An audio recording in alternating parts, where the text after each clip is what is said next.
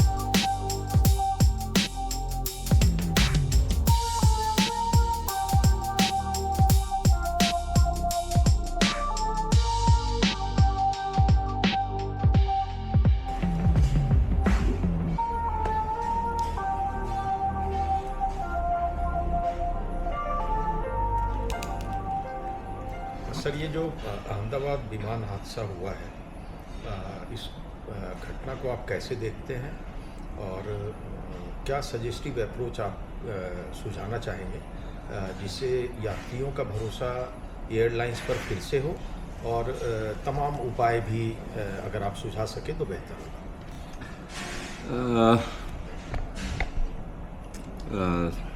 मैं ये कहूँगा कि सबसे पहले तो जब हम इसके ऊपर बात करना ही शुरू कर देते हैं तो एक बारी तो रोंगटे खड़े हो जाते हैं कि ये क्या समस्या थी और क्या हो गया। बहुत दुखद है, बहुत दुखद है। और एविएशन तो इसलिए जाना जाता है कि एविएशन के अंदर कोई एक्सीडेंट होना नहीं चाहिए, most safe mode of transport है। हो गया है तो ये मैटर ऑफ इन्वेस्टिगेशन है। और एट प्रेजेंट ये अच्छा लगता है कि एक्सीडेंट के अंदर कुछ मूवमेंट्स होती हैं जिसको हम गोल्डन मिनट्स बोलते हैं, गोल्डन आवर बोलते हैं, और golden week and golden month. Golden minutes बहुत बढ़िया रहे क्योंकि एयरपोर्ट के पास एक्सीडेंट हुआ तो इमीडिएटली हाईएस्ट अलर्ट हो गया, सबको पता लग गया कि उसके पीछे जो जहाज आ रहा था उसने देख लिया, सबको पता। अगर ये कहीं दूर जाके होता तो पहले तो एक्सीडेंट हो गया, ये पता लगने में बड़ा टाइम लग जाता है। तो golden moments minutes were very important, we did. और गोल्डन आवर का ये फ़ायदा हुआ कि पूरा तंत्र जो था ना वो अलर्ट हो गया, मीडिया ने बड़ा अच्छा रोल करा। उसका कारण ये हो गया कि मंत्री, शंत्री, prime minister, everybody was aware. And then यही मीडिया का रोल होता है कि एटलीस्ट अलर्ट तो करो सबको। मीडिया ने खुद जाकर थोड़ा कुछ करना है। तो fire brigade, ambulance, prime minister ने जब बोल दिया कि मैं शाम को आऊँगा, होम मिनिस्टर ने बोल दिया, तो इसलिए हमने गोल्डन आवर को भी वो थोड़ा यूटिलाइज कर दिया है। गोल्डन वीक के अंदर ये है कि गवर्नमेंट मिनिस्टर ने बोल दिया कि मैं इंक्वायरी कराऊंगा, मिनिस्टर ने बोल दिया कि एक ऑर्डर इशू कर दिया, जो इमीडिएटली इंटरिम रिलीफ मिल गया लोगों को, वो पता अच्छा था। और गोल्डन मंथ हम अप्रोच ही कर रहे हैं एंड वेरी गुड कि अब तक एक इंक्वायरी को ऑर्डर हो गया, नहीं तो इंक्वायरियों को ऑर्डर होने में ही महीनों लग जाते हैं। तो एक इंक्वायरी ऑर्डर हो गई और इंक्वायरी ऑर्डर में ये हो गया कि आप इसको जल्दी करिए और 3 महीने के अंदर कंक्लूड करिए। तो मैं ये कहता हूँ कि ये एक मूवमेंट बड़ी अच्छी मूवमेंट है। और अब आपने दूसरा क्वेश्चन पूछा कि सरकार और क्या करे, ऐसे कदम उठाए जिससे यात्रियों का भरोसा हो और एक जो गिरावट देखी जा रही है बोइंग को लेकर, उस पर रोक लगे। कॉन्फिडेंस बिल्डिंग एक बहुत अहम रिक्वायरमेंट है। हादसा हो गया है, हादसे से अगर कुछ सीखना है तो यही सीखना है कि ये दोबारा ना हो। और ये जो जहाज़ है, हम बोलते हैं कि बहुत सक्षम जहाज़ है। ये इकोनॉमिकल है, ये 20% फ्यूल एफिशिएंट है, 30% स्पेस ज़्यादा मिलती है, और टेक्निकली इसकी जो कॉकपिट है बहुत इंट्यूटिव है। तो इससे बढ़िया तो कुछ हो नहीं सकता, पर एक्सीडेंट तो एक्सीडेंट हो गया है। और इसकी थोड़ी हिस्ट्री भी है। हिस्ट्री ये है कि इसके अंदर बैटरी की प्रॉब्लम आई थी, जिसके लिए फ़्लाइट ग्राउंडेड भी रही थी, फिर कुछ सॉफ्टवेयर इशू आए, फिर कोई मटेरियल इशू आए, तो हर प्रॉब्लम से हम निकले हैं। तो इसमें भी एक सुधार का जो एलिमेंट होगा वो नज़र आएगा तो किया जाएगा। बाकी रहा अभी इमीडिएटली क्या करना चाहिए, इमीडिएटली यही करना चाहिए कि हम जो भी बात करें वो तथ्यों के साथ बात करें। उसका मतलब ये है कि जो लोग सक्षम हैं, जो टेक्निकली रिच हैं, उस पर करें। और मीडिया का जो रोल था शुरू के टाइम में, उन्होंने अच्छा निभाया है कि लोगों को सेंसिटाइज करा, और ताकि पूरा तंत्र अब काम कर रहा है। अब टाइम आ गया कि हम थोड़ा अपना सहनशीलता दिखाएं और उस की रिपोर्ट की करें। तो कुछ इशू ऐसे हैं जो इंश्योरेंस का इशू है, वो इमीडिएटली हमें एड्रेस कर देना चाहिए। और एयरलाइंस का और एविएशन की रेपुटेशन का सवाल है। आज मैं किसी को बोल रहा था कि भाई हाउ, बिकॉज पेरिस में एयर शो स्टार्ट हो गया है, तो कुछ मित्र वहाँ पर गए हुए थे, मैं उनसे बात किया, how are the things, he says कि globally the aviation has gone to a topsy turvy. उसको बड़ी प्रॉब्लम लोगों को हो रही है, क्योंकि सारे कनेक्शन डिस्टर्ब हो गए हैं। एयर स्पेस पाकिस्तान का बंद है, एयर स्पेस ईरान का बंद है, वार चल रही है, तो जहाज़ों के शेड्यूल्स कैसे मेंटेन होंगे। तो ये सब को देखते हुए एक बड़ी जिम्मेदाराना काम हमें करना चाहिए कि हम सूचनाओं को सुचारू रूप से शेयर करें और फैक्ट शेयर करें। थोड़े दिन पहले ही मेरे को किसी ने एक रात को मैसेज भेज दिया कि ये जो ब्लैक बॉक्स खुला है उसका ही ब्रीफ है। हमें पता है कि ये तो लीक हो ही नहीं सकता, टॉप सीक्रेट है, बट ही हैज़ शेयर्ड। तो मैंने किसी को दिखाया, उसने बोला जो फेक है, तो then I have to share it is a fake. तो like that we should not end, क्योंकि इसमें बड़ी सीरियस मामला है। इसमें फेक का, जो फेक बना रहे हैं उनको फेक नहीं बनाना चाहिए। एडमिनिस्ट्रेटिवली एक आपने बड़ा अच्छा ये क्वेश्चन कराया, तो आपके सौजन्य से मैं चाहूँगा ये फ्लैग होना चाहिए।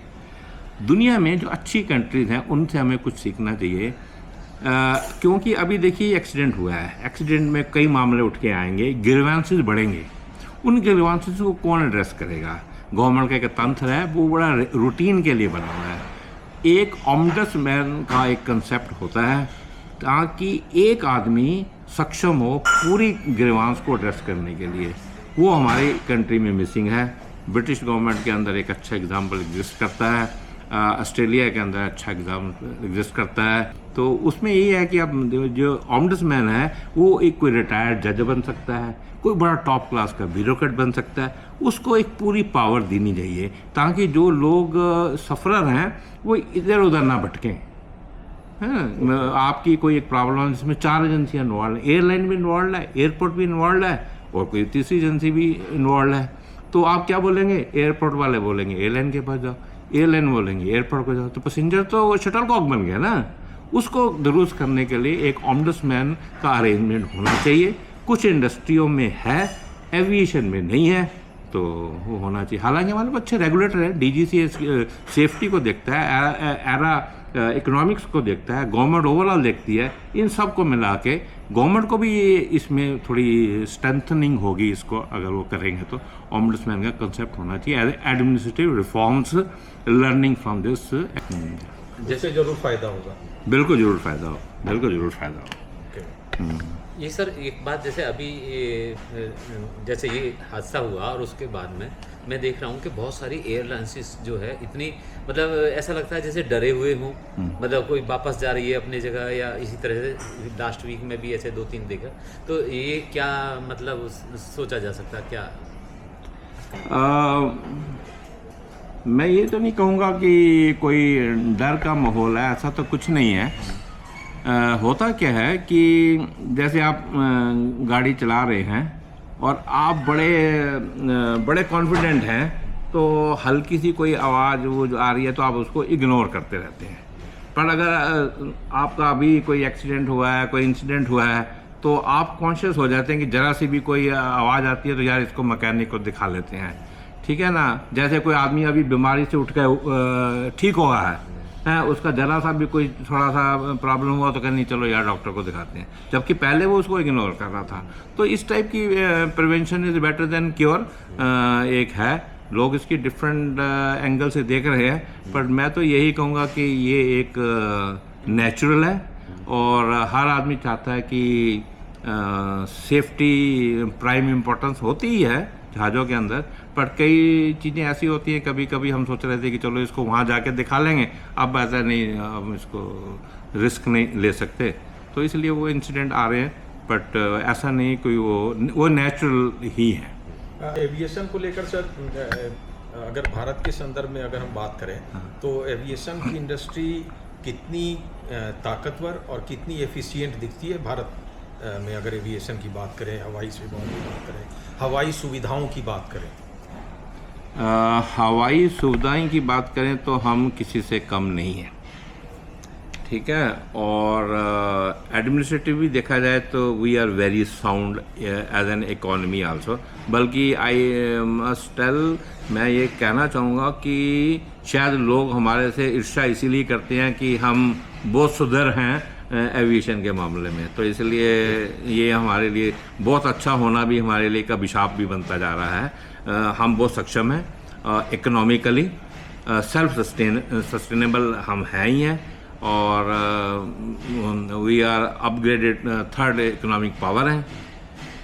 उससे अलावा हमने इसके ऊपर बहुत ज़्यादा डिपेंडेंस आगे के लिए प्लानिंग भी कर रखी है, इसलिए एविएशन हमारे लिए बड़ा इम्पॉर्टेंट है। गवर्नमेंट की फुल फ्लैज जो रीजनल कनेक्टिविटी स्कीम है वो इसी चीज़ पर है कि हमें अपनी डोमेस्टिक पावर जो एविएशन की है वो फुल एक्सप्लॉइट करनी है। एक्सप्लॉइट क्या करें, अभी तो हम यूज़ ही नहीं कर रहे हैं। हम 0.1% भी हमारे लोग जो हैं वो ट्रैवल नहीं कर रहे हैं, जबकि कंट्रीज में 2-3% तक लोग ट्रैवल कर रहे हैं, तो इतनी पावरफुल है। इसीलिए मैं कह रहा हूँ कि हमें इस प्रेजेंट मोमेंट में एविएशन के बारे में अननेसेसरी मिथ जो हैं वो नहीं प्रमोट करने चाहिए। Every citizen, every technical expert who's there, he should talk sensibly and he should talk in a sympathetic manner to the industry. Right, sir. Thank you very much, and I must appreciate that your timely interaction.